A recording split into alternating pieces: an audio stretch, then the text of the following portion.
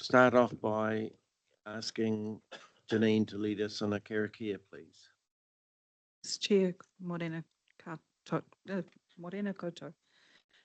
Whakataka te hau ki te uru, whakataka te hau ki te tonga, kia mā kina ki uta, kia mā taratara ki tai, e hiaki ana te atakura, hei tio, hei huka, hei hauhu, tihei, mauri ora.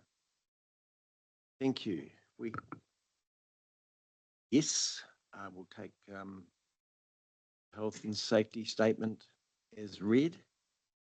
We have no apologies. Oh, sorry, we have an apology from committee member Angela Strange. Have a mover and seconder to accept that. Thank you, Paul. Thank you, Bruce. All those in favour say aye. Carried. Thank you. Confirmation of the agenda. Got a resolution there to confirm the agenda, the order and meeting time sit no longer than 2 hours. Do I have a move of that too? Thank you, Warren. Paul. All those in favour say aye. Thank you. Carried. Are there any additional disclosures of interest that committee members wish to make at this time?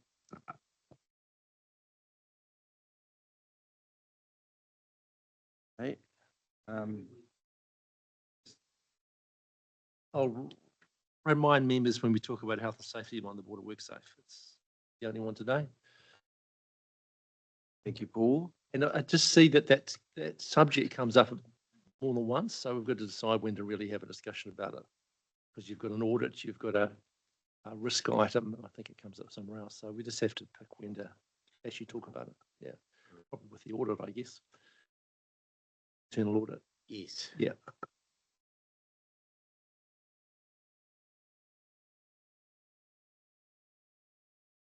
So it brings us to the confirmation of minutes. These have been circulated, so I need a mover and seconder. Thank you, Jennifer. Thank you, Warren. All those in favour say aye. Against, carried. Thank you.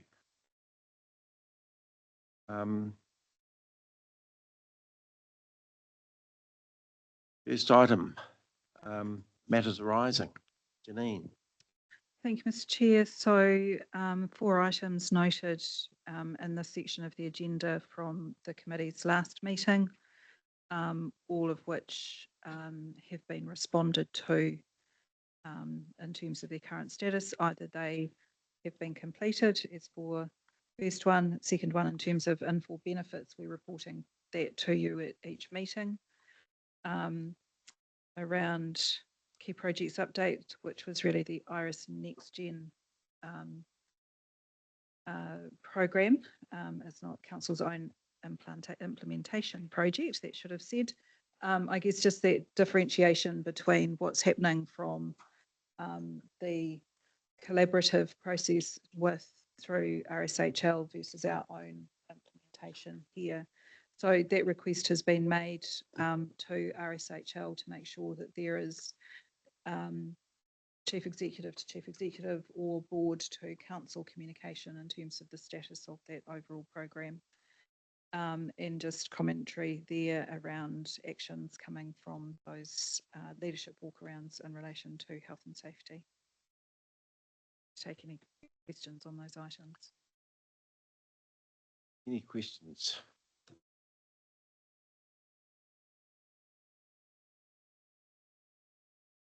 Okay. Can we have a mover and seconder for the motion to receive the matters arising? Thank you, Jennifer. Thank you, Paul. All those in favour say aye. Against, carried. Thank you. Risk management activity update.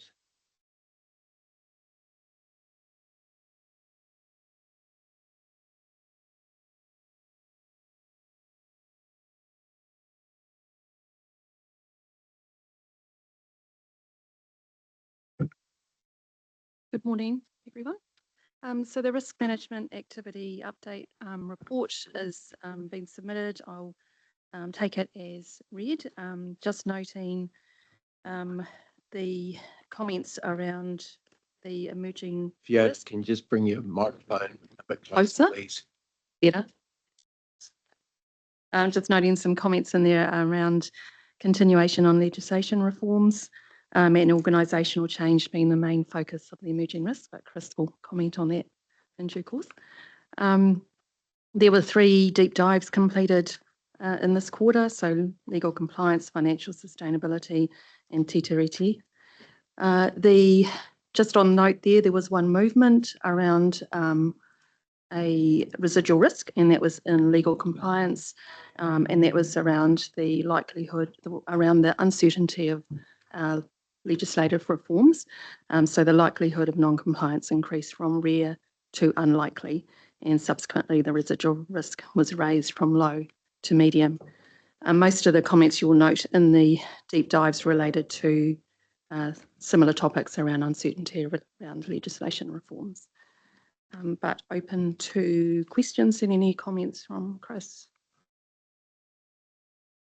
Any questions?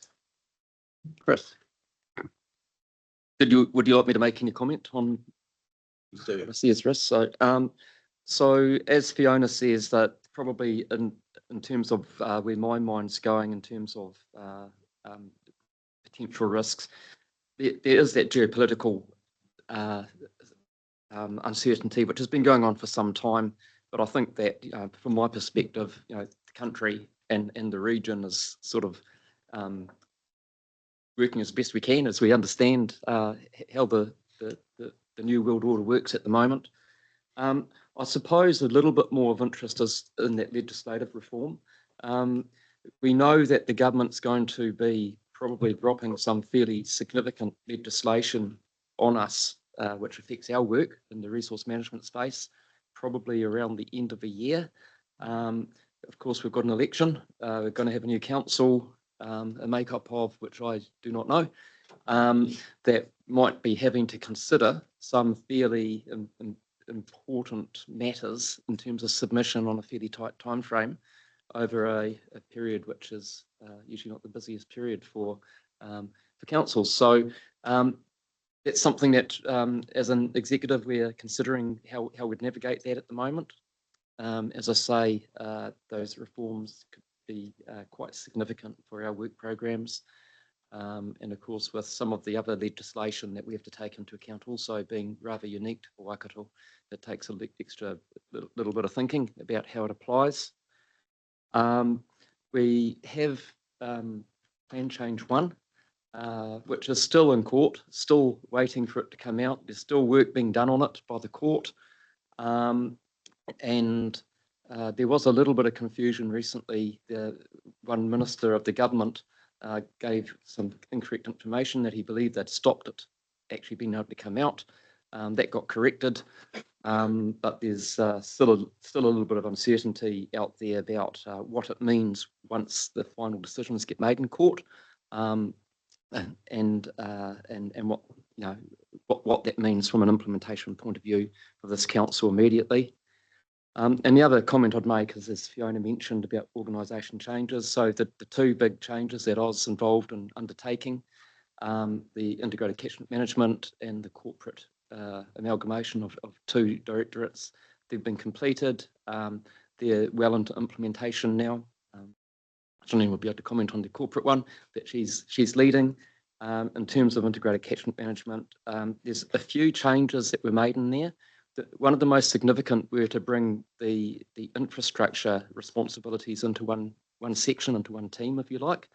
And that actually removes some risk of having operational teams and those who do planning and asset management and design and build being separated. They'll be working together now, and that seems to be going down well. And new roles, chief engineering roles, different engineering roles, to have specialist expertise, again, to minimise some of the risk that we've probably been carrying and not having it in-house. That's probably my main comments. Thanks, Chris. Do you want to comment at all, Janine? Probably nothing really specific to add. I think it's week 5. I said to the team yesterday, I am counting week 5 of the new directorate.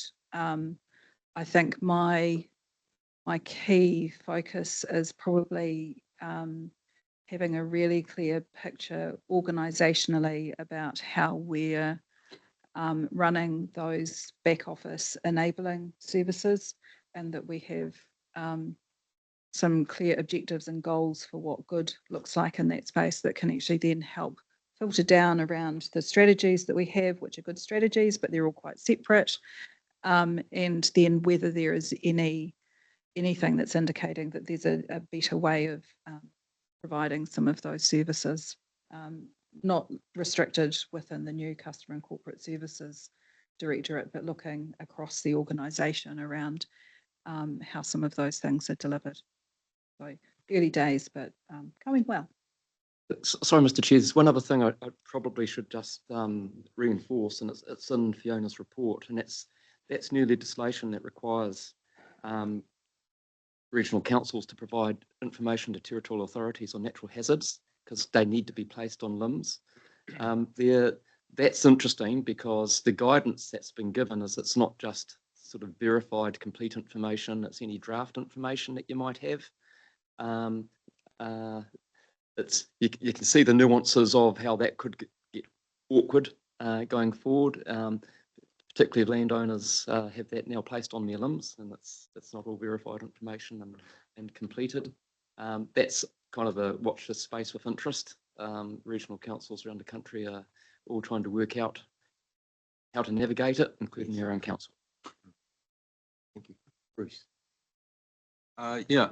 Thanks for your comments, Chris. I'm going to sort of follow on a similar theme. I think your analysis of the broader political landscape that you introduced then was on the money, but I'm particularly concerned about new risks that are emerging for the council. And in relation to that, and yes, it is, of course, connected to an upcoming election, as you mentioned, I think we've moved into quite a different new world where the risks that we're facing are largely built around issues connected to artificial intelligence and the rapid spread of misinformation, disinformation, and misinterpretation. And this is actually coming at us like a tsunami in all sorts of directions. And I think that it's both coming at us in terms of an undermining of local government, which is even coming from, as you mentioned, in one case, from an individual minister who gets it wrong and then sort of pushes it back on us. But more broadly, it's coming in the form of lack of trust in government, lack of trust in local government, lack of trust in us, which is being promoted by a wave of misinterpretation, misinformation, and disinformation. And I'm concerned, having carefully read all the reports in front of us today, that there doesn't seem to be a sense of this new world coming at us. It's the report, forgive me if I'm sounding too harsh, but it does seem rather formulaic and embedded in a long-standing history of risk analysis, which I don't think adequately reflects the world as it is today. So I just wanted to raise that in connection to, in particular, to two strat areas, strat 3, relationships, and strat 10, giving effect to the treaty. I think these matters relating to misinformation, misinterpretation are particularly problematic for us as a council. So I'm just interested in knowing what the process is going forward to really get us into a space which will protect local government democracy. Thank you. Warren. Yeah, thanks, Graham.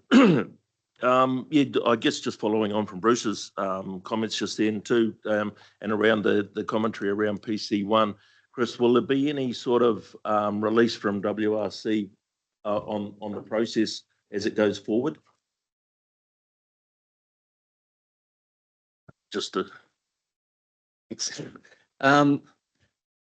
Will there be a release on the process as it goes forward?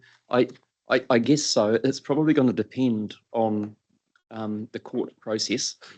And it's a little bit difficult to preempt that because depending on maybe when and how decisions are made by the court might affect that process. In a macro sense, I'm thinking in the sense of I'm predetermining maybe what you might have in your mind in terms of what are the steps, the legal processes steps that have to take place. Yeah, I'm sure we could get some clarification of that out. There are nuances on it because some aspects of PC1 have already been implemented and have been almost since day one. It's only the matters that are under appeal that went to the court. I'd need to get some policy advice on exactly how they all mesh together. Yeah. In terms of what that process is. I know there's because I've received some emails, suggesting that it can be stopped. I'll need to get advice on that whole. But yeah. I don't know if I've answered your question. No. You have pretty much. I think it's the fact that you've got politicians that don't understand it either in the process, so as well as clarity around landowners and all that sort of thing. Moving back to the report, just around the emergency responses and the item in red, where all staff are now undertaking emergency response training.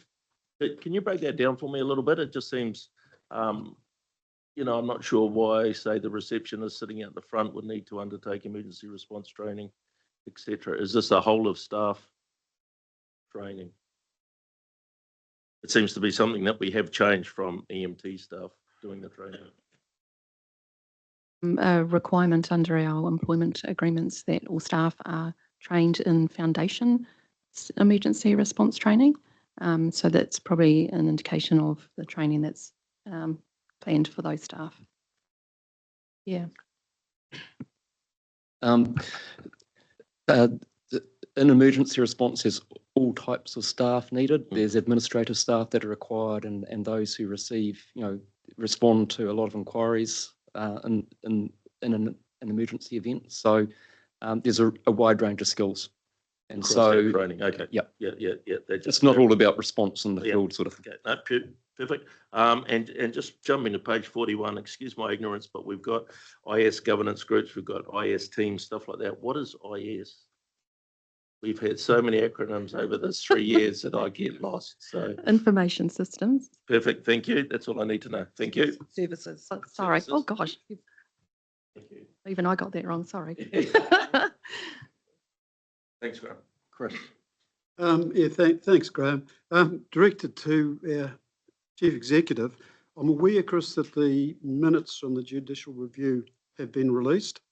I'm also aware from a plethora of emails and telephone communications that there is major concern about the thrust of the Waikato Regional Council's attempts to influence the thinking of the Environment Court. I'm asking the question, are we likely to see a summary of those minutes before too much longer so that we can communicate effectively and informatively with those people who are asking questions about Plan Change 1? Okay, thanks through you, Mr. Chair.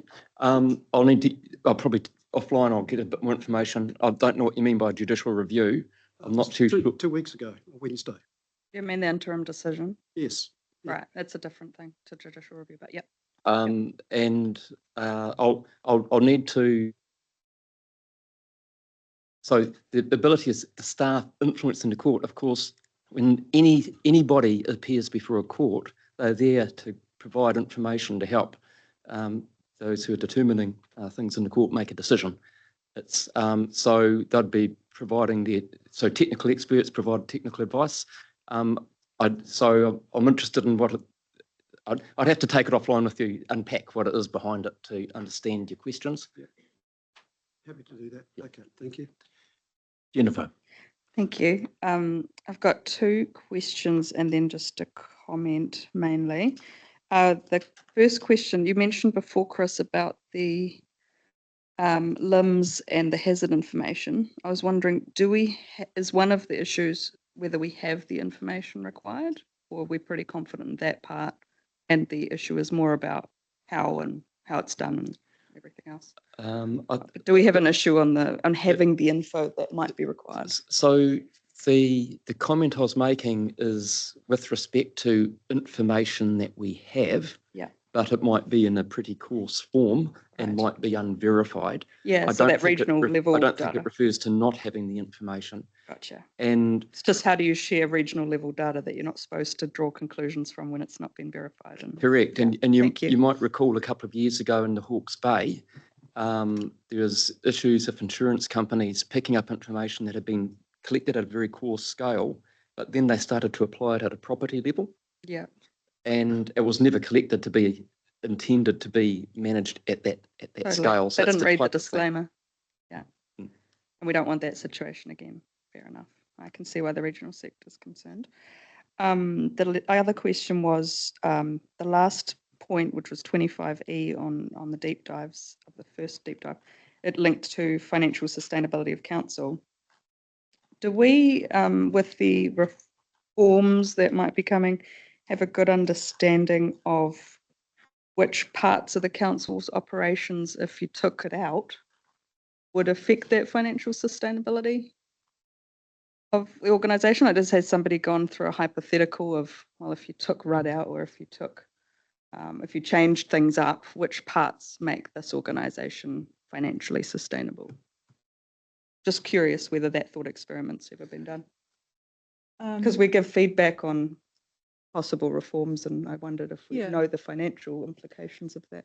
feedback. So through the chair, we haven't done that work. I don't. I think So many if ways you could cut it. Yeah, and there's no cross subsidisation, I guess, of functions to other functions. So if you removed one, you would remove the funding associated with that. Yeah. At most, so- there might be a small amount of general rates where it might impact something. Yeah, but that's I not think- enough I to think- be material. I Yeah. think the change, and it's probably what has been happening through territorial authorities with the local waters done well, Yes. is it would be the back office support and the scaling of that with a smaller organisation. Yeah. So that's probably where you would, if you went from that to that, that requires, potentially some lesser corporate support functions. It's a simplification around those levels. That's the bit that is sort of the swirl through budgets, but other than that, from a cost and delivery, they're sort of reasonably standalone. We haven't done that work because I guess there's still a lot of discussion around Absolutely. I was more the scope of curiosity. core services Yes. and how reflective that is of the work that regional councils do. I just going on from that, one more hypothetical could be, if anybody does, obviously we're doing a lot more work with the regional sector now. And we talk in the Waikato region, we're getting asked a lot about amalgamation of things across our region, but whether there are any opportunities in future for certain functions to be amalgamated nationally, such as biosecurity, where it feels like I can never make any progress because species move across borders. But yeah, just maybe something Yes. we can think about in Yeah. future. Yeah, so Yeah. again, through the chair, definitely conversations happening across the regional sector. Cool. I think through the regional chief executives, identifying key areas of shared services that could be explored. I know internally biosecurity team are doing, as we come to the end of major contracts, actually doing a 17A review and looking at some of the options. Yeah. Which includes how do we work with neighbouring regions? Is there a CCO delivery mechanism for it? They're cool. all on the table. Yeah, because I think the sooner we know what we think makes sense, the more we can help lead such conversations. Because it seems like there's so much desire for change out there, but not many people have ideas, and let alone great ideas. Yeah. Then the last part was the comment, picking up on what was raised before. The things I'd like to see, and I note that we're at the end of the training, but we do have Jade and Aaron listening online. We should have a risk on the misinformation, disinformation, misrepresentation stuff. it should be its own piece, I think, rather than slotted into one of the others. So that's something for the future council to consider. I'd want to see actions from that. One action I actually saw Hamilton City take a while ago, and I meant to get in touch to say, hey, can we do this? They put a web page up on their website, which was like a Mythbusters page, because they've been struck by the 20-minute city, you're never going to let me leave my neighborhood kind of misinformation, disinformation and other things. So there are small things like that, and there'll be larger things like that. But I was pretty outraged by the fact that we've got an MP spreading disinformation. And I don't care where on the spectrum they're on. I got equally annoyed when we had an MP from the other side of the spectrum talking about wanting to expand Te Huia without even talking to us. I mean, central government MPs are just getting into our business and stirring things rather than talking to us, and it annoys the heck out of me. So it would be nice if we were able to address that a bit more thoroughly, because while we might put out this is the facts webpage, it doesn't mean it actually gets to people. And last night I was at a community hall watching candidates speaking, and I just sat there and thought, this is absolutely cruel, the way that central government puts these human beings through defending a broken system of how local government's funded, because there's obviously discontent in the community who can feel that stuff's not delivering for them, but they don't quite know what to point the finger at. And so I think we do have that threat to, like Bruce was saying, on democracy, the erosion of it. And I think this organisation should have a risk with controls to address that.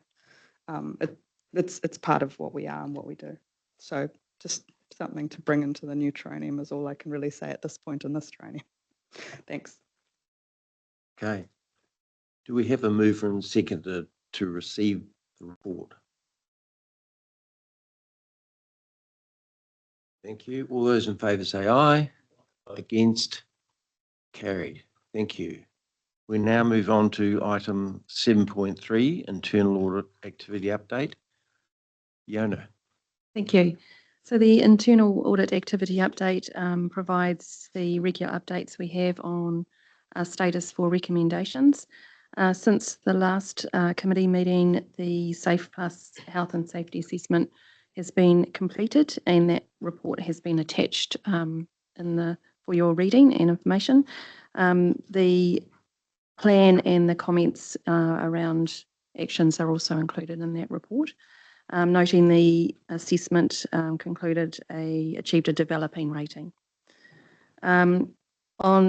Also, we have Jade and Aaron online from PwC, so they can provide an update or comments around the reviews that they're helping us with currently.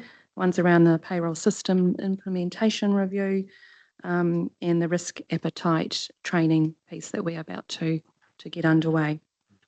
So we can bring those into the conversation when it suits. Thank you. But any questions overall on the report? I think perhaps we might just hear from PwC first. Welcome, Jade and Aaron. Do you want to elaborate on what Fiona's just said?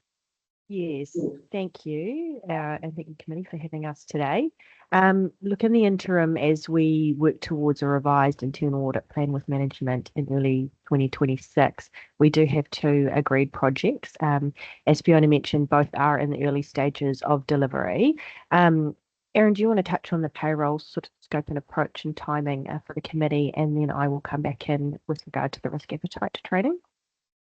Sure, thanks, Jade. For the payroll, this work is providing real-time assurance over the implementation of the new payroll system at the council, and that new system is due to go live in February 26. We are looking at the design of controls, data migration, and holiday pay. We have started this work and have had initial meetings with management, and we will be looking at the design documentation and the data migration over the next few weeks, and also looking at the data migration when this occurs into the production system. Holiday pay will be considered when we look at the design documentation and during the testing phase. And I'll hand back to Jade. Thanks, Aaron. With regard to our assistance on embedding risk appetite, look, this is more of a risk advisory piece of work rather than your traditional internal audit. And the origins of this stem from both leadership acknowledgement that more work is required to further communicate and embed risk appetite concepts into decision making at the council. But there were also some related recommendations from the 2024 Risk Management Maturity Review by your previous internal audit partner. And so the intent of our assistance is to provide that assistance to council to, one, develop some guidance around practically how you can apply your risk appetite statements and further embed those into existing processes and decision-making processes particularly, and then to run an upskilling session with leadership.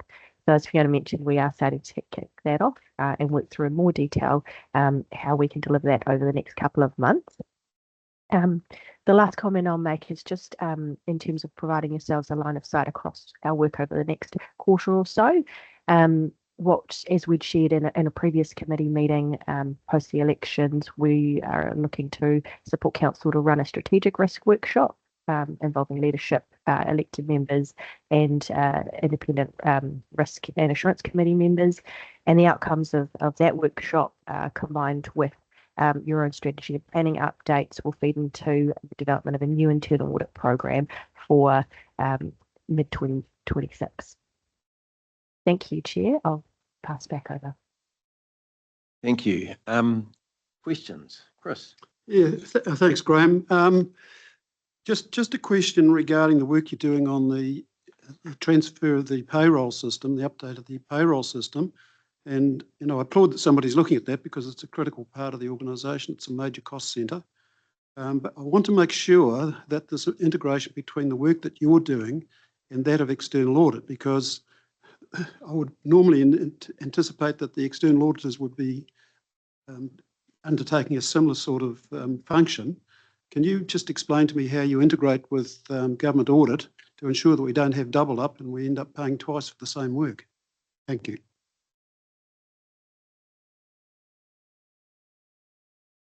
Sure. Like we at this stage we haven't touched base with external audit, but we definitely intend to do that in the future. And we will definitely reach out to them and ensure that we don't double up on any work. Okay, thank you. Can I then ask Janine, will we be coordinating that, or I just want to make sure that it happens efficiently and effectively? Yes, through the chair, I think the processes are quite separate. Audit New Zealand wouldn't be doing the level of assurance work over the duration of a program that PwC is supporting us with. They will come at next audit and they will do a system walkthrough to understand processes and how it's working. They will check, I guess, closing balances under the old system, opening balances in the new one. But I think there's real value for us through our internal audit providers of having that greater level of review through the process, that it's showing good practice, that they are reviewing data migration to make sure it's right, that we do have that check, as was requested by this committee, over Holidays Act compliance, knowing that that's a particular area that's caught out a number of organisations over recent years. So I'm quite comfortable that the processes are doing two different things. And I think it will probably actually make the external audit process easier, knowing that there has been some independent input into the actual project and go live assurance. That's really the point I'm trying to get to. I've got no problems at all with the work that's being done. I just want to make sure that there's not a double up on any of that work at any stage, and that the work that PwC has done then forms a basis for the opinion that government audit will eventually make on the regional council. Got independent people doing this work. We don't need it done twice. That's really the point I'm trying to make. There'll be a little bit of overlap. There Yeah. will be some duplication. The audit doesn't, the external audit doesn't give us the satisfaction that we would like, that we've we're doing this sort of process properly. This is where the PwC, they're our people, and it'll be more comprehensive. All they're doing is making sure that they can tick off so they have considerations around materiality, whereas we don't. It's frustrating, Chris, I agree with you, when you pay twice. We're not really paying twice, but we're paying 1 and a bit times because they will go back and retest some stuff. But that doesn't stop us from making sure we've got it right up front, because it's actually our responsibility. So I don't know whether that helps or hinders your answer. Look, I don't have any problems with the work that's been done. I just want to, what's our external audit fee now, Janine? About 140,000 Okay. in total. So, Yeah. look, it's a considerable sum of money. I Yep. just don't want to see the work Yeah. being duplicated. And we have very little influence, to be fair, over that program.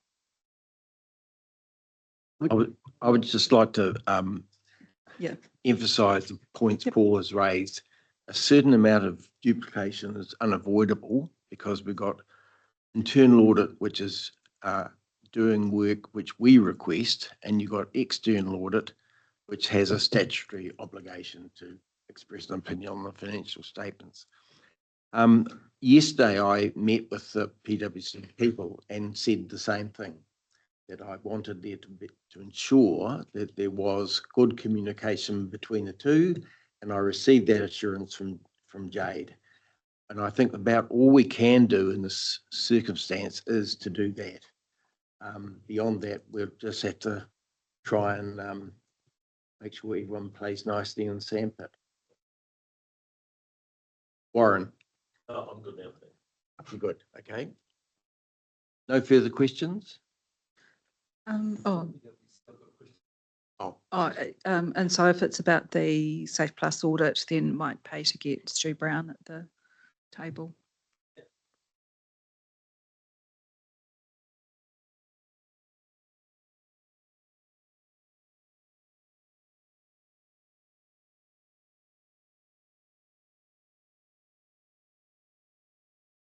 Morning. welcome. Thank you.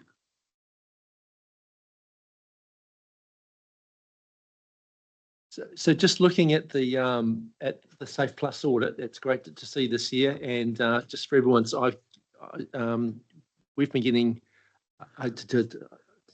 some copies of the health and safety reports that go to council, just so that we've got some oversight of that as well. Stuart, one of the issues which sort of came up in terms of the maturity is the risk assessment. So we have kind of two different things in our papers today. We have the risk management section, and it says, it sort of says the tone is we're onto it, we're doing these risk assessments, we've got a new process, and it's all cool. And then we look at the Safe Plus review, and it's kind of at the lower end of the maturity compared to the other great work that's happening with leadership. I see some specific comments, like we've got some walkarounds, and that's great, and there's actions out of those walkarounds, and that's great. That when there's an incident, we're going and investigating, finding root causes and finding opportunities for improvement. So all that's good. But just in terms of the sort of current thinking about health and safety and risk to key leaders, the key thing is that we've identified risks, that we've got actions or we've got risk mitigations, and then we make sure they work. So the work as done equals the work as envisaged. That was the big Ports of Auckland thing. And the way we do that is we have programs of proactive internal audit to test the controls. And I see the recommendations from the Safe Plus sort of has these things. So, and then the other thing we do is potentially track in a very simple dashboard where we've got cars or corrective actions from these investigations, so that governance can see, and so that the exec team, who are the ones who are the actual officers who have a legal risk involved here. The councillors are responsible but won't get any penalties. The management are responsible and could get penalties. So the thing is to see that cars are actually cleared. So normally you'd have a little dashboard and say we've had so many cars, here's the ageing, and if things aren't getting fixed. Now you've got health and safety, local committees, and perhaps they're doing that, and perhaps your exec team sees that. You know, so obviously I don't know how the whole system works. So just a general question then about the sort of monitoring that getting the key risks identified in the controls, monitoring them, and then having some transparency over the outcomes of that monitoring. So, Great, thank you. You're quite right. I think the monitoring of them is the area that we're currently looking at. We have a couple of systems in-house. You obviously understand Infor. You've been looking at that for some time. And we also have DAMSTRA, which is our health and safety specific system. The process to review and monitor is manual. And we're looking at how we can work with DAMSTRA to be able to provide exactly what you're talking about around, you know, as those events occur and we do the investigations and we have the corrective actions and then how they're implemented into the organisation so that that can be viewed by the executive and the council as something that we would really want to get to quite soon. So we're looking at that. We're likely going to use DAMSTRA for that. Just because we don't have that system or that dashboard doesn't mean that we're not doing that. So I guess currently that's sitting with Marie and the health and safety team to manually look at that. And you'll have seen through those health and safety reports that go to council, you know, the leadership walkarounds that we have the outcomes from, whether that's a look at a new entrance way or it's providing more in-reach devices for staff or whatever that might be. That sits with ultimately me for a responsibility to deliver, but with the team to ensure that that's done in a timely way. I think there was a couple of things I wanted to point you to in the report as well, just to give you a bit more of a bigger picture or flavour to what we got from Impact with that review. Unfortunately, just before they commenced their audit, one of the auditors had to pull out of the process because they were needed somewhere else, which really narrowed our focus. And we were keen to have them kind of get a bit more of a broad picture across the organisation. When that happens, I could have easily pointed them to the best areas of our organisation.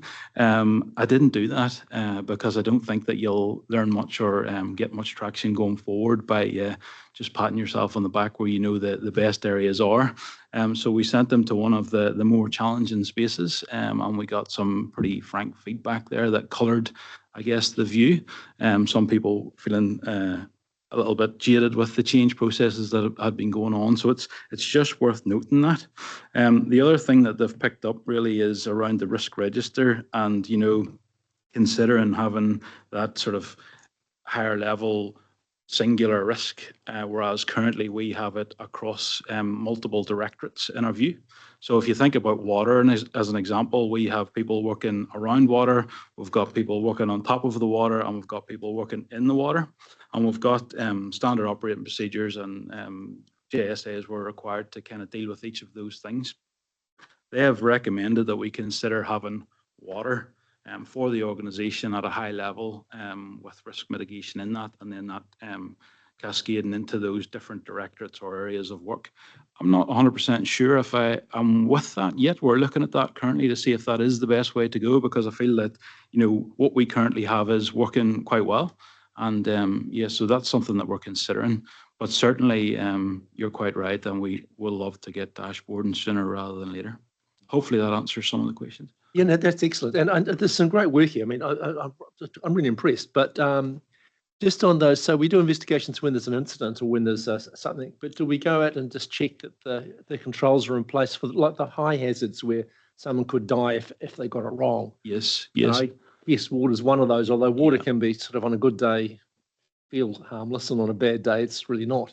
That's so right. I don't know how you kind of handle that, but are you doing sort of... We are, yes, we are. Proactive audits as well? Yeah, we are. We have our critical risks on a schedule and we have subject matter experts that review those along with the health and safety team, other members of the team and our health and safety representatives, and that's ongoing, audited within a schedule and then reported back through the executive, and corrective actions picked up and implemented there as we go, as well as, you know, the other assurance activity that you'll see that's starting to come through in the health and safety reports, you know, that we do with the health and safety team. They've done 44 of those in the past 12 months, just getting out there, doing exactly what you're saying across the organisation, looking at the risks, meeting with staff, seeing if our standard operating procedures or JSAs or whatever it might be that we're using are effective, and where we need to making improvements or making changes to mitigate those.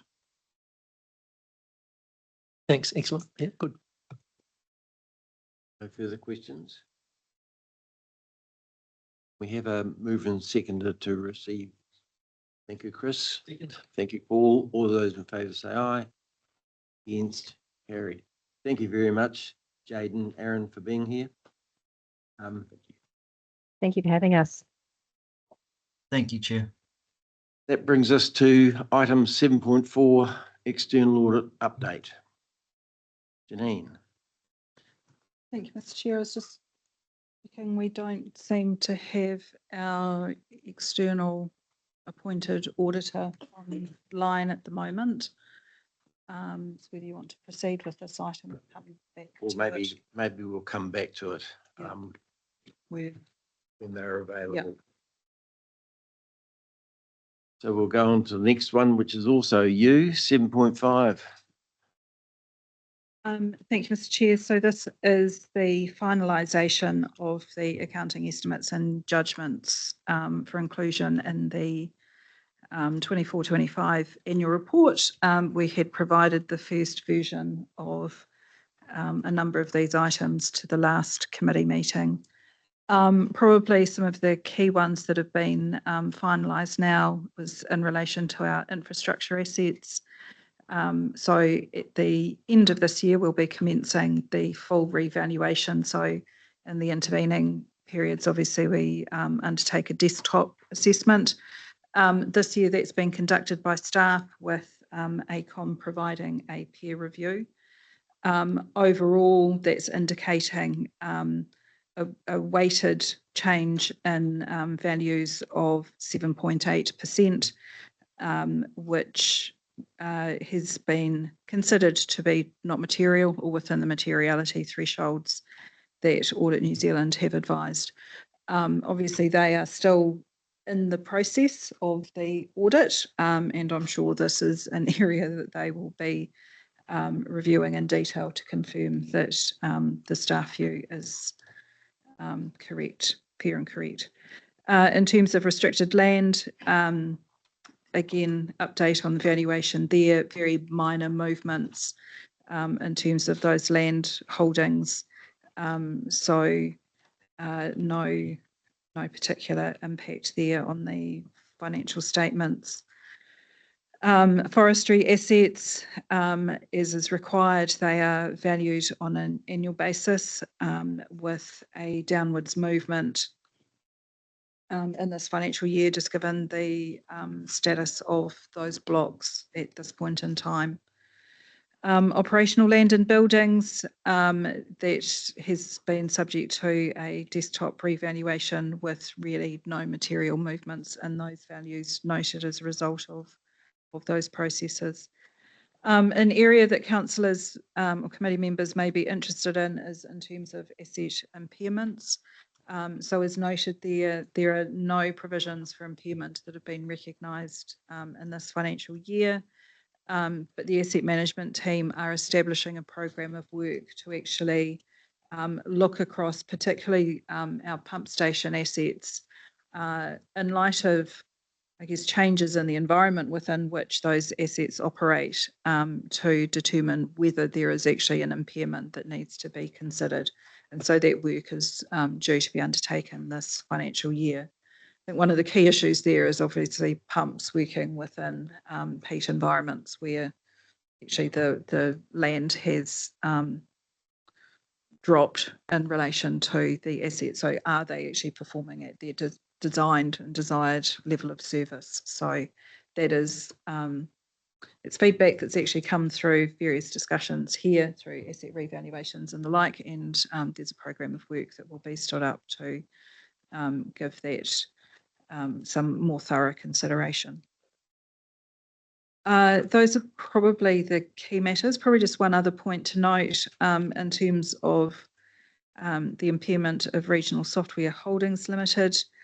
I understand that there have been discussions between the RSHL Chief Executive and Audit New Zealand whether the remaining useful life of the Iris Classic asset should be extended given the deferral in the Iris Next Gen program. that hasn't been landed, I don't consider that that's material in terms of our financial statements, but just to note that I'm aware that conversation's happening. Other than that, Mr. Chair, happy to take any questions on the matters. Oh, sorry. The other point is just to note, we have commented there around the timing of the adoption of the annual report. So while all of our processes are lined up for adoption by the 31st of October, we do appreciate that lands right in the middle of the process of swearing in a new council. And so that might just not be quite optimal. We will obviously understand what sort of change we have following the elections, and if we can still adopt within that timeframe, we will, but just wanting to flag there that we may end up deferring that process until new councils actually had an opportunity to consider the annual report and be comfortable with it, noting that it's actually for activities that were undertaken before the council was appointed or elected. I understand that there are some councils around the country that have resolved to deliberately defer their approval of the annual report, acknowledging that election cycle, but we'll continue as we are planning at the moment with a little bit of a plan B in our back pocket if needed. Thank you, Janine. Questions? Chris, do you have some? So my question is more of an financial issue. I'll talk about that. Maybe if I could just ask Janine. Janine, would you prefer that we adopted the same policy that other councils have, where they defer the decision? Because I just, from a practical point of view, I can't see how you're going to be able to deliver the final audited financial statements to us in a timely manner we can approve. It's just not enough time or meetings. So I'm happy to move an amendment if it's going to make life easier for you. So I guess through the chair, we are working to have our processes complete to allow adoption at the end of October. I'm just appreciative of the election cycle and what that might look like. So I'm probably in some ways in the committee's hands in terms of that. It's noted here that we may defer. Paul, do You wouldn't get it. I mean, yeah, in autumn we're going to have our sign, but we've got the auditors earlier. So, so you wouldn't get the outgoing council to approve a draft ahead of time. I know it can't be final until it's audited, but just because it's actually the outgoing council's report rather than the incoming one. Yeah, so through the chair, we have already put draft financials and draft non-financial performance through the Finance and Services Committee. So that's been received already, but obviously they were draft pre-audit figures and still subject to potential change. Not unusual in terms of every 3 years.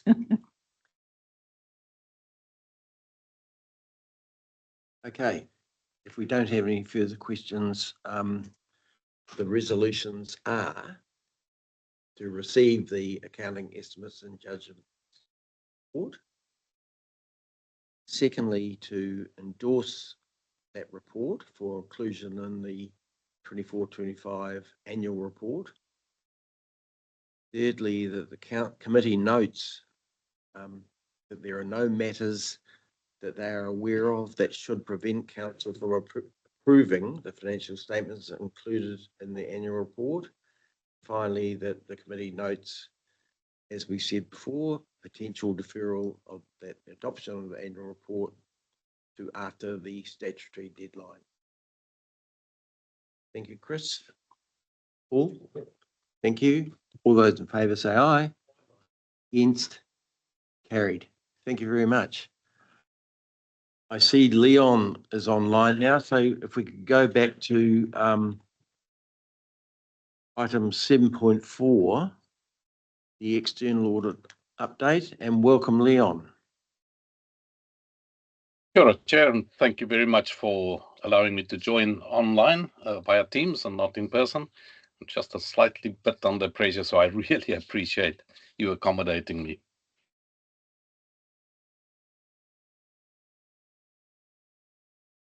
Ooh. Janine. Thank you, Mr. Chair. So staff have provided the report in terms of the audit status report that was presented by Audit New Zealand following the completion of their interim audit. In the covering report, I have noted feedback from management in relation to those points. And then more completely in terms of the status of previous audit recommendations, particularly out of the 23-24 annual report process, noting that in most of those cases, we're hoping that those matters are able to be cleared through the final audit that is now underway. So Leon and the team are in week 2 of our final audit visit. And I understand so far that is progressing well, but probably worth handing back to Leon for his comments in terms of both the interim visit report as well as how the current year-end final audit is progressing. Thank you. Leon, when in your hands. Thank you, Mr. Chair. Thanks, Janine. Yeah, I agree. Janine's basically said everything I was going to say. And it is only the second week that we're into the final audit, and it is progressing well. We have regular catch-up with my team, even though I'm not in Hamilton this week. So I have... You were also just as far as the interim report is concerned, or not report, update. So we'll see how many of the items raised in the management reports we can clear. Hopefully we don't have to raise any further recommendations, but that'll only come over the next month. We'll figure that out. Then you mentioned earlier about moving adoption possibly a bit later, deferring it to a later date, whatever that date may be. So me and my team, we are still going to work towards verbal clearance 20 October, so that, adoption can happen at the end of October, whatever council decides. Then, if you decide to defer, it's a simple matter of just mentioning it in your annual report. But I want the audit completed so that or the new council at least know that you've got that bit of assurance that the external audit has been completed. Yeah, at this stage, it's just too early to say, but yeah, I'm not aware of anything that causes me concerns. Okay. Any questions of Leon from the committee? Paul? Yeah, so there's sort of observations there which could be dated because they go back to March around bank recs. So have we got the bank rec situation sorted these days? Now well down the track from May. Yes, so through the chair, if I can respond from a staff perspective, the bank reconciliation is being completed on a monthly basis. From a conversation with Leon and Flora, who's the audit manager, on Monday, I understand that at the end of June, while the balance is reconciled, there may be some unmatched transactions of a higher value that they would like to see if we can clear as part of the year-end process. But that's fine. At least we have a regular monthly process now by which that is occurring. There are still some opportunities to around some of the Infor integration that supports the bank rec to simplify those. I think that's noted in there in terms of we're continuing to work with the vendor and taking some of that complexity out, which will just make that process even simpler going forward.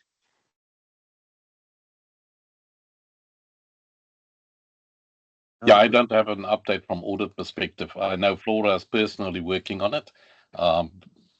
And we're working on it early as well, just to make sure that to to see if we can clear the issue before it becomes an issue again.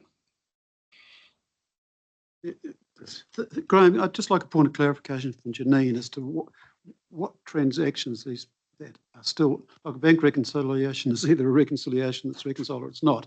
If you've got outstanding entries which are still to be identified and reconciled, what sort of magnitude dollars are you talking about? Through the chair, I'm sorry, I don't have the answer to that. Okay. Are you concerned about that or not?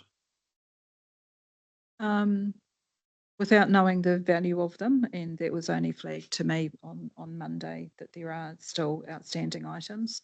I think for me, the key is that we are able to reconcile and understand the various components that are making up the bank reconciliation. We understand that, then we understand what action may need to be taken in response to them. So that's something that we'll be working on to ensure that as far as it's practical and material, we'll clean up as much of that as we can. I guess that's the point I was getting to, is it material? Yeah. Okay, thank you. Okay, if there are no further questions, can we have a mover and seconder for the resolution to receive a report? Thank you, Chris. Thank you, Jen. All those in favour say aye. Against? Carried. Thank you very much. Thank you, Leon. We'll let you go back to the audit. Thank you, Mr. Chair. Thank you. Yeah. Bye. Hope not. Don't see how he can. That brings us to item 7.6, key projects activity update. Welcome, Greg. Kia ora, Mr. Chairman, kia ora, committee members. So I'll start off this item with an update on the trial of the Sustainable Infrastructure Decision-Making Framework. I'll take the report as read. The project is continuing to move forward. As you said, is in a state of amber. We have had a time delay in terms of particularly the cultural lens and extending that across the options that we're considering at the moment. That work is currently underway, and there's a wānanga happening today actually to move that one forward. We had a community panel meeting on Monday, which was well attended. And I think we had a couple of members in this room who were there to, I guess, be part of that discussion as well. It was a good discussion. I think it was a bit of a penny drop moment for me as well, though, because I think what it has highlighted is that there are different perspectives in terms of catchment management, different values that stakeholders bring to the table. And the discussion on Monday really highlighted, how do we all work together to ultimately come up with a balanced solution for this particular catchment. There are certainly a lot of learnings coming through this particular process in terms of how we have these different discussions around infrastructure. And our focus now is shifting to how we capture those learnings and take this approach forward as our business as usual with infrastructure.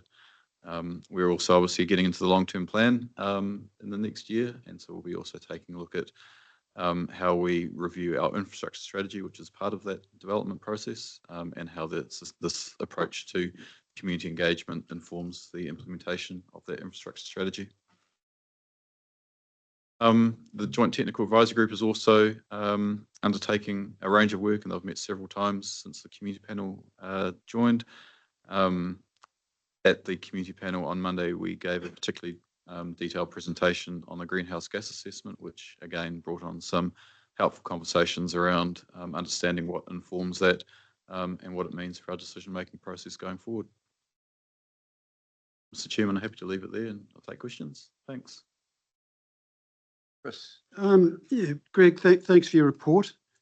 Can you explain to me how these cultural issues have arisen 3 weeks from the supposed finish date for this project, and we're now 12 months into it? I just can't accept that these issues have not been raised previously if they're of serious concern, because they have the potential to derail what is already a seriously delayed process. Yeah, so the concerns were raised by our iwi members who are part of the community panel.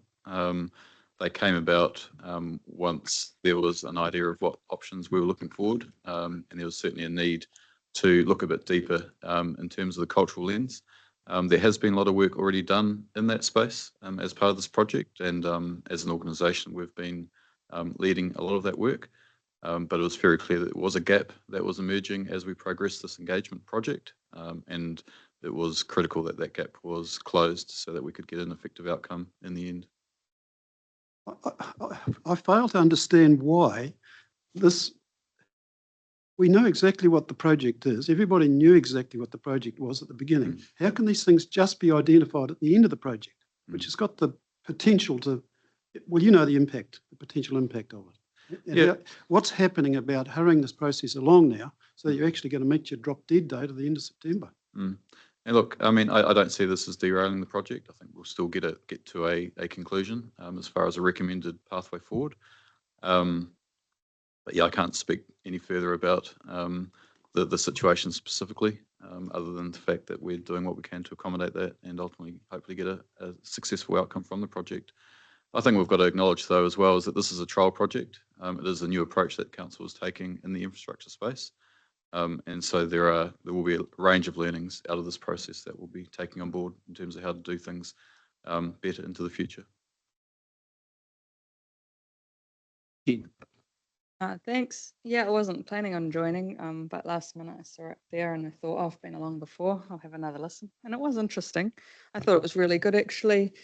While I see that there are some members who are struggling, and good on them for voicing it, like some of the uncertainties, because they're talking about a fix for a long period of time into the future. And, you know, people can get stuck on the 1 year outcome, the 10, 30, 50, 80-year vision and strategy outcome, and they're just coming from different places. I thought they were really polite with each other, despite the tensions. And that is literally why we set this up, is to have that conversation and to have it by community members who are at the table. Because when you're at the table, you're not on the menu. You're, you know, and so that was really good. I, of course, would love to see it a bit further along already as well, but I appreciate that it's gotten where it has, and I really look forward to seeing where it might go. Yeah.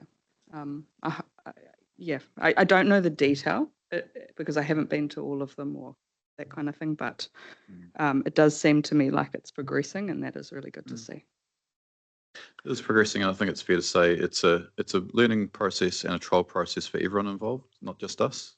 So all of the stakeholders are understanding how these conversations evolve, the kind of input that's needed to those conversations as well. And I think that's an important part of this engagement project.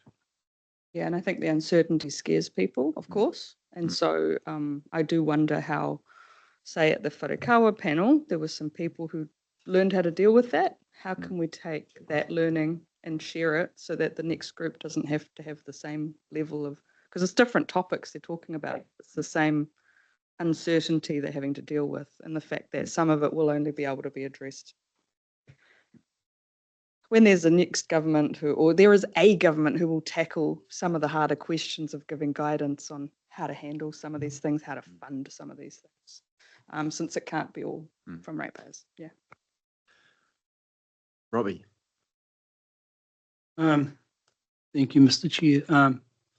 I teamed into that, what I got out of that. It's disappointing that some members have put their cards on the table right from the start, and others now have put their cards on the table when it gets to the end, and it's going to make some real hard decision making of how you get good outcomes when some have gone on the journey and now put their cards on the table at the end, and feels like to some of them it's going to put a stop block that they can't. Or one member come back to me the other day and it says, it feels like we've been out in the field all having fun times together, but now we've been loaded on the truck and we're off to the slaughterhouse. So I honestly believe this pilot should have been more of a total catchment, specifically putting it on all that pressure of what's best for the Waikato region and how to run a sort of process is unfair on that community, and the pressure is overwhelming. And since we approved that, we have to take that on the chin too as a learning. And I hope we're capturing all those. Yeah. And I think that was sort of in the background, you could hear that tension in that meeting. Warren. Yeah, thank you, Mr. Chair. Back in July at the key projects update, you indicated that the two bookend options would be taken off the table. Has that happened? So they're not off the table because they are important to have that wholesome discussion. What I would say is though is that the JTAG is very focused on, and it's described as option 5, but it's basically a balanced option, acknowledging that there is an element of productivity that's important for the catchment, but there are also elements of environmental restoration that can work alongside that. So, I think it's important that when I say they're on the table, it's important to keep the, I guess, extremes in the discussion, because there's always going to be questions around, why don't we retire the whole land, or why don't we put in sort of super-sized pump stations? It's important to have that discussion to understand the different range of options and ultimately why that middle ground actually makes sense when you look at the social, economic, and environmental cultural outcomes. So I was under the impression that you had that discussion and that led to the comments of taking those two extremes, if you like, off the table. Secondly, just echoing Chris's view, we've had it reported through a number of those key project updates that the cultural capacity is that there is a hindrance there. So I echo the comments around the table that I hope we're getting some learnings out of this, because our consultation around with the iwi partners, etc., we seem to struggle all the time. And I don't know what the answer is, but this late to the table piece is a real frustration for that whole project, and it's going to affect the learnings that come out of it. So I'll just leave that there. Thank you. Thank you. Thank you. If there are no other questions, we'll move on to the freshwater policy program. Tracy. Thank you, Greg.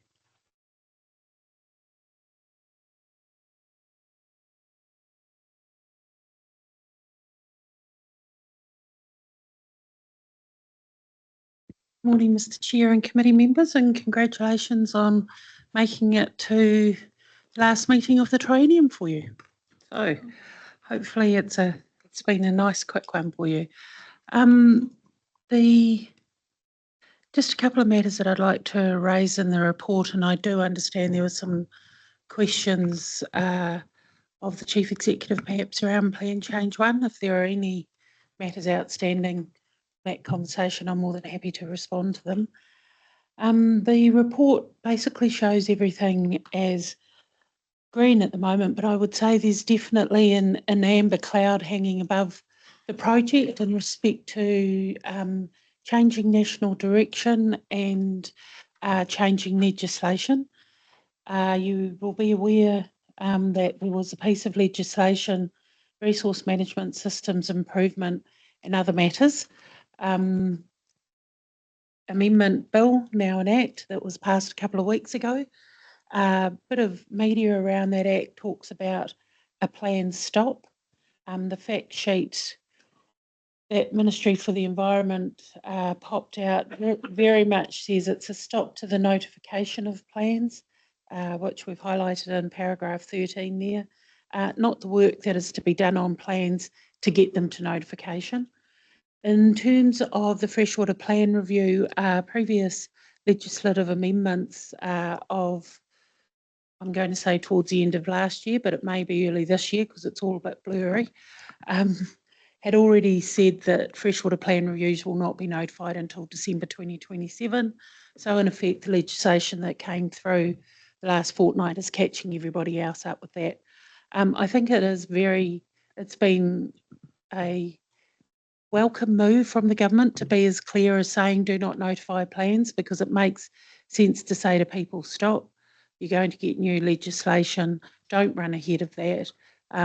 Thankfully, we are not as advanced with the freshwater plan review such that it impacts significantly, and taking the cue from council of last year, we are doing, I would suggest, a minimum approach, noting what we're hearing through intelligence from folk working at Ministry for the Environment or working with Minister Bishop on those matters that are likely to remain. and some of those matters that might be more discretionary or that might not see it through to legislation, we've deprioritised. That's really where the project's at.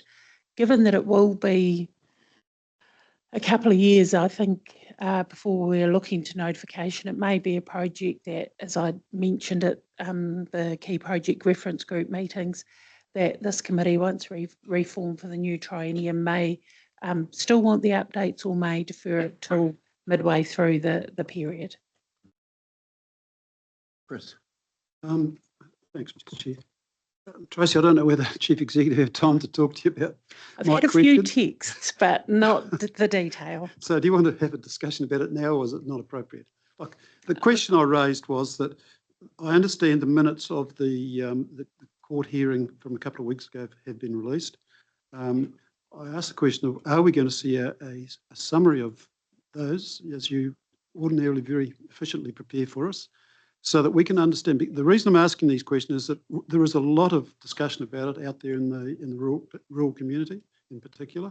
It's a topic for election topic. I think it's important that we are all informed about what's going on. And I'd like to see those minutes aligned, if you like, with the presentation that and policy submissions made by the Regional Council to the Environment Court, so we can see if there's any variation between what we're asking for and what the court's suggesting.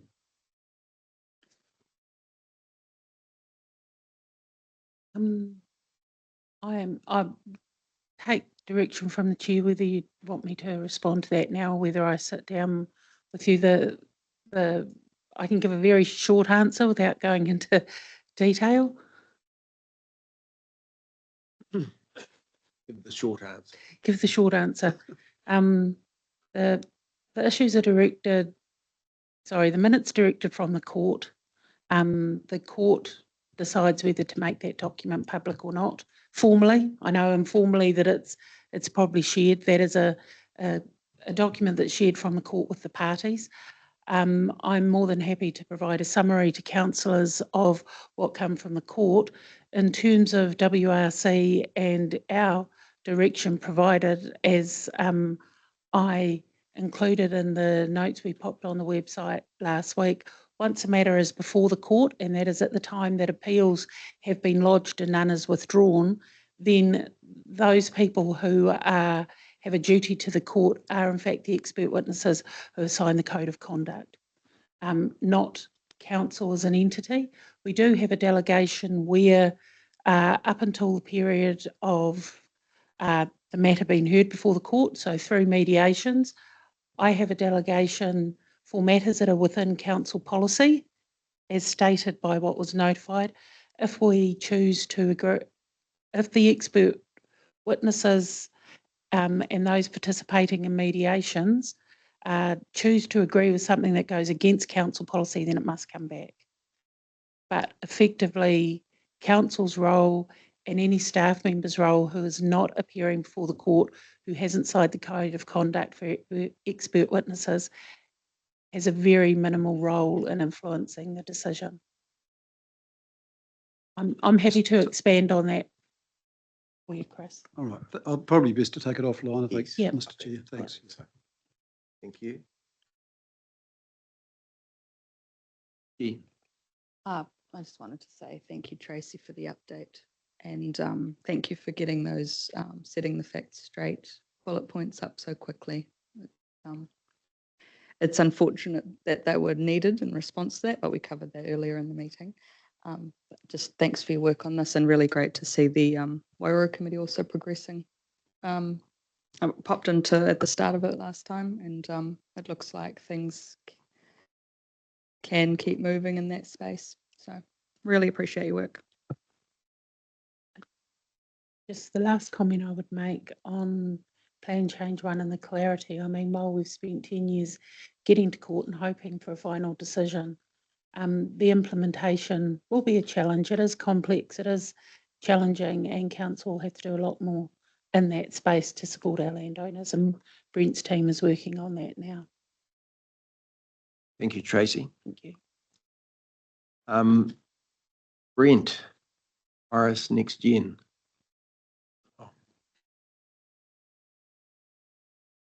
Welcome, Dean. Yeah, morena koutou. So you will have received the report. So I guess just to highlight that Iris Next Gen, the program of work is progressing well. Datascape is the product that's nearing completion. So it's being completed in 5 drops. The last of the drops is being delivered later this year. Product acceptance testing is continuing, and we have staff involved in that.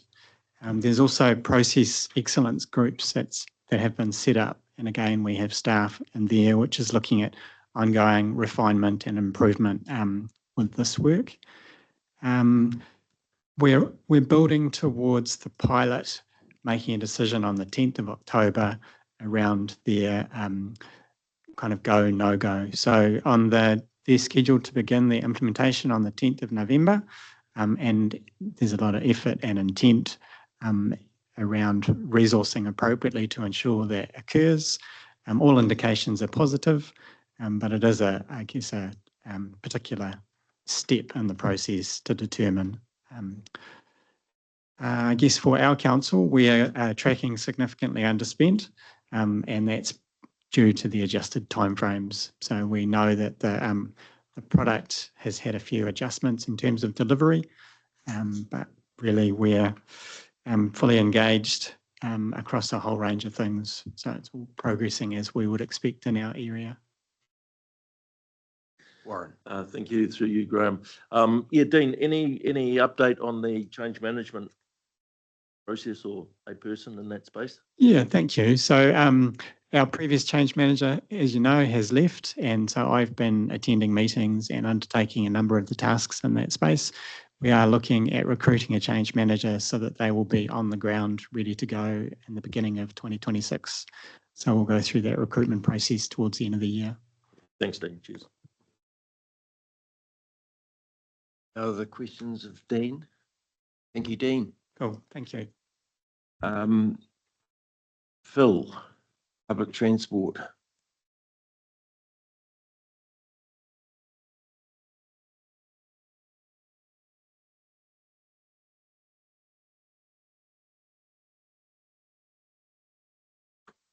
Morena Chair, Committee.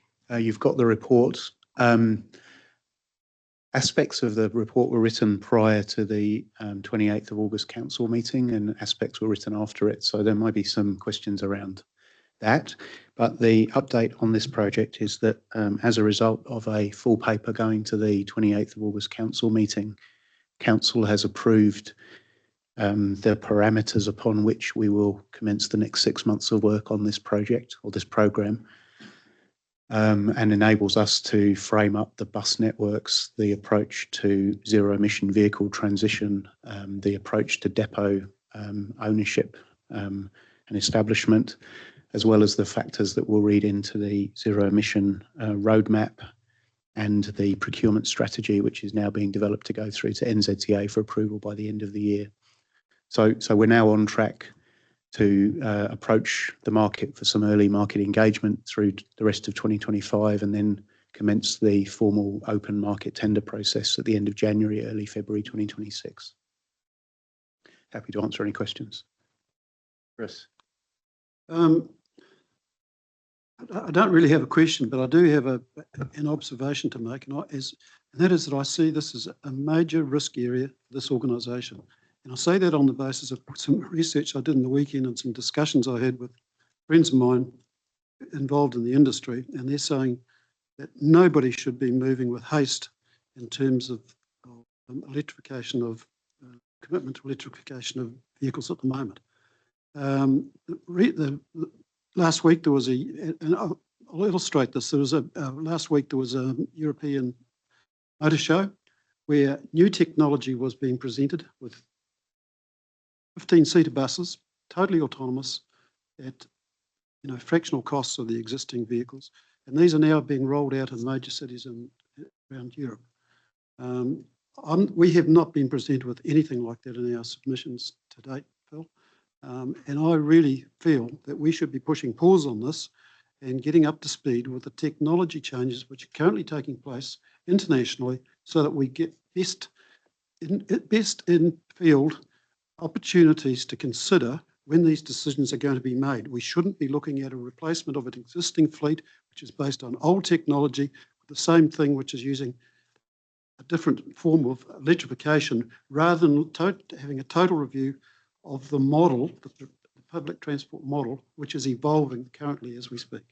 So I think there's a much bigger game in play here, and I'd like to think that this regional council, I know we've been slow adopters, others have moved. I'd like to think that slow is better and that we may well end up with a better solution for our ratepayers of the region. Thanks.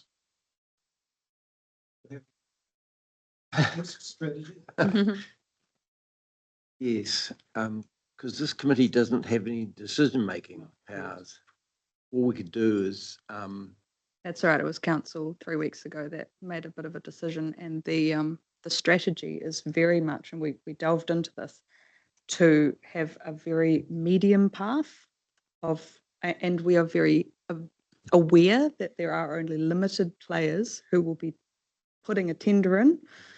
And so we are also at the mercy of what they propose, because logistically, to get buses into the country, and you can't even get a diesel bus into the country anymore, for example, but it's good to hear that we don't want that anymore, because that costs about 2-3 times more than the EV buses proposed. But if there is more technology, I think we've been pretty good as a council saying we do want the coolest stuff for our city, for our region. And so one thing that was really clear for me 3 weeks ago when the team were in front of us is they've left that request for tender wording really wide open so that a whole load of things could be proposed. So it was either with or without the land for charging or the energy for the infrastructure or the types of buses. So if there are people out there who have more innovative things, our wording in our request for tender is not restrictive. And so I think we're really well set up. And it's with the fact that we do have a contract expiring at some point in a few years, it's vital that the transport team can get the work done while the elected members get up to speed over the next little while. Really comfortable, and I actually really back that call for new technology. Hope it comes, but unless we are allowed to put the request for tender out, it's not coming. So look forward to seeing what comes in. Yeah. Look, I'd just like to respond to that. Having thought about it again, I believe it should be on our agenda here. I don't believe it should be allowed to progress beyond the stage of renewing our contracts at the moment, sweating our existing assets and allowing this technology to be developed so that it then comes into consideration in terms of the council decision-making and making commitments, financial commitments. There's a whole lot of moving parts in this. I don't know where it's going to end, but I feel very uncomfortable for us making decisions, or the future council making decisions based on historical antiquated technology and systems and methodologies. The present bus system, 60-seater buses running all over the city, is not sustainable. And I don't care who you talk to. Everybody says it's not sustainable, and yet we're still considering it as a future model for us. I think it is a serious risk for this organisation if we continue down that path. Yeah, so we will obviously get tenders coming. That's all we've approved. And the next council has plenty of decisions ahead of it. Right, what would be the next decision, Phil, for the new council on this process, of this journey of trying to get something ready to change from a 9-year contract to a new 9-year contract? So we will be briefing the new council on this as one of their major projects in the new triennium as part of all of the induction process. We'll be involved in a whole load of briefing around the annual plan process, which will commence fairly shortly after the election. And then in addition, once the committee and subcommittee structures are confirmed, will be a whole plethora of reports that will come through to those entities over the first 6 months of 2026. The contract is a contract that only council can approve due to its size and its longevity. So there will be multiple opportunities for the new council to engage in this process. I think it's answered that. I just had one more quick question that was on the table here in the report, Phil. You had 3 of the risks you had marked red as an up, the increased risk. One was around resource. interdependencies and lack of guidance from central government, which is a recurring theme in a bunch of things. Anything of concern there for you that to mention now further, or is it just a technicality that those are slightly up, but not a huge concern? They were just monthly reviews, really, and they were going up and down as the process of getting the reports through to the end of August committee council were being concluded. So we've now got a clarity on the resources that are required through the rest of this calendar year. Cool, awesome. Actually, sorry, Graham, if I may. Phil, later on in the report, we cover complaints into the council, and there were 1,400 odd around public transport. So we've touched on reputational risk earlier on in the piece, but how do you see that playing out? I mean, we contract out services, and then we get the complaints back in, obviously, at the service that we are contracting services. So we have a service that is used more than 4 million times a year across the whole region. We are a public-facing part of the organisation, and we do receive very frequent feedback through a whole range of channels. We work hard with the operators to investigate and review every complaint that we receive, and we work very closely with them to resolve those every day.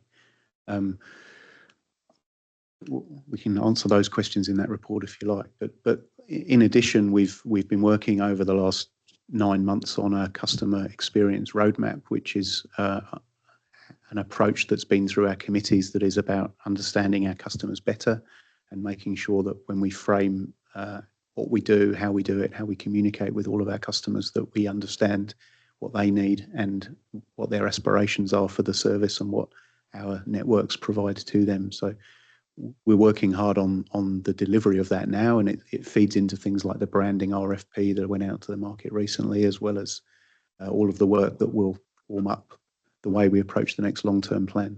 So we do receive a lot of feedback, and we take it seriously every time. It's good to hear that it's being responded to, and just also to that, obviously there was some money approved for real-time indication of servicing and stuff. Just for my information, where are we at with that? So that's correct. There was funding approved in this annual plan for us to roll out real-time signs across key stops, and that procurement is well underway. Those signs are being manufactured now, and we will have them installed by the end of calendar 2025. Yeah, so that may affect those complaints. Yeah. That's another approach we're taking to ensure that customers get good information. Thank you. Thank you, Chair. Does that include a real-time app? As part of the B-Card consortium, we already have a real-time app called the Transit app. So this supplements that. So I'm a little bit in the dark here behind all the other members, but just to go to Chris's point, I mean, are we clear whether we need 60 people buses or 20? I mean, has that been scoped? So we're very clear what the objective is here, what the actual need is? Yes, there's been a whole stack of work done on future demands for public transport, as well as future route options and the way that we run services to provide the best outcomes for different groups of people at different times of the day and the week. So over the next 10 years, the network, particularly in Hamilton, will rationalise to higher frequency routes on clearer corridors that then will be the focus for investment by Hamilton City Council to improve reliability. And that move to rapid transit and higher frequencies is what our customers are saying we need. Those routes clearly, I believe, require larger vehicles, and we're already running double deckers around Hamilton, and that will, I think, that demand will increase. Well, what that leaves is a reduced coverage in some parts of the city as those routes are rationalised onto arterial corridors. And we brought to the council conversation a few weeks ago a whole conversation about what role on-demand transport might play in bridging those gaps in the short to medium term. Those types of vehicles are always smaller, and they are based on the demands that those types of services would see. So we're talking about a range of different outcomes for different needs as the network, particularly in urban Hamilton, improves over time. outside that, routes that are run as regional routes or routes within the future-proof area up from, say, Cambridge to Aomutu are growing exponentially. And the reporting that we've put through committees of the growth in those services absolutely justifies larger vehicles being used over time on those routes. Chris. Just following up on Paul's question, what we really need is a percentage loading per hour, so we can see what the utilisation is. Paul, you can witness when you drive back to Auckland how many buses are running around the place and how many people are on them. That's the acid test. So until you have the percentage loading per hour, you've got no basis on which to make I don't believe you've got a sensible basis on which to make decisions. Jennifer.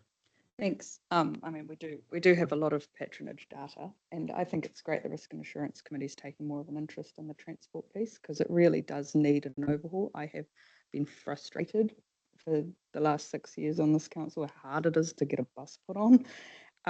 Frustrated because I actually want to go out there and use them, and I don't because they're not convenient enough. And my assessment, just to add to your understanding, is that the match funding required by NZTA and then hence the beholdenness to NZTA's wishes and whims means there is a huge lack of autonomy of local government to provide what the community wants.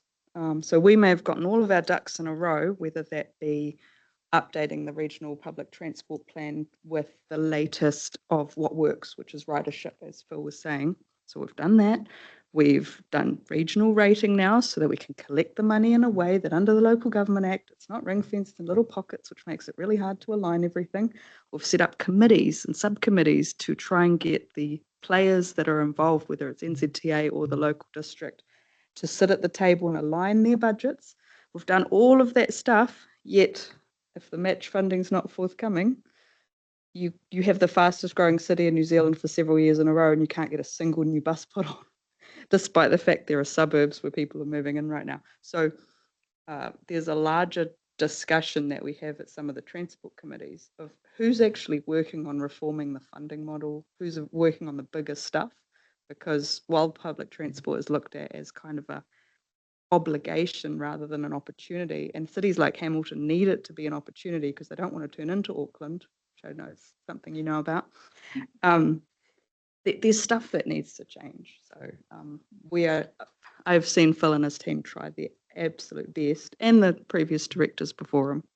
But the public transport in Hamilton has not significantly improved over those 6 years. And so I totally get the frustration from every seat around the table, whether it's this one or the district councillors or the community that's having to go at people at community meetings, or even candidates who are standing because they're upset about how it hasn't improved over time, of which we have one here in Hamilton. So that's the bigger picture.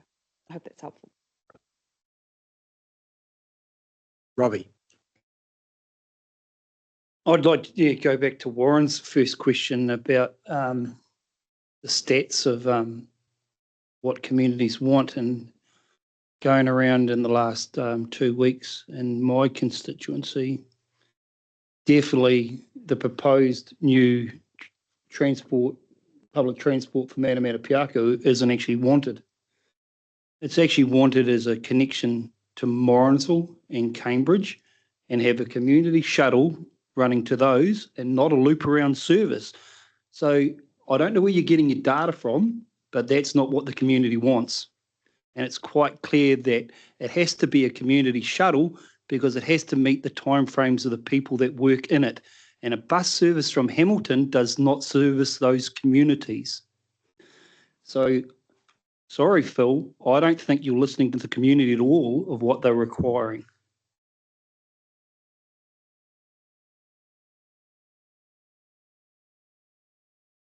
Phil.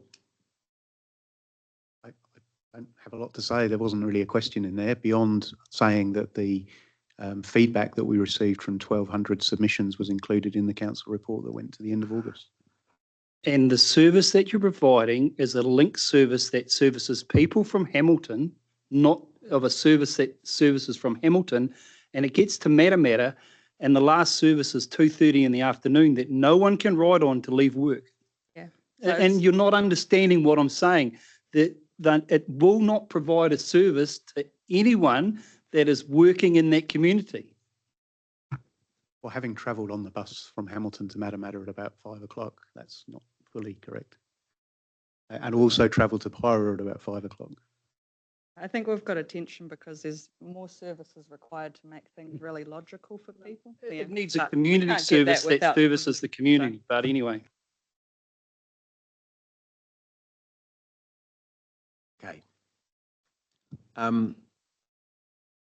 Do I have a mover and seconder to receive this report? Happy Thank to you, second. Chris. Thank you, Jen. All those in favour say aye. Against, carried. There's one other thing I'd like to sort out now, which has been drawn to my attention. That was Bruce seconded a couple of resolutions earlier on without understanding that Chair Pamela was online.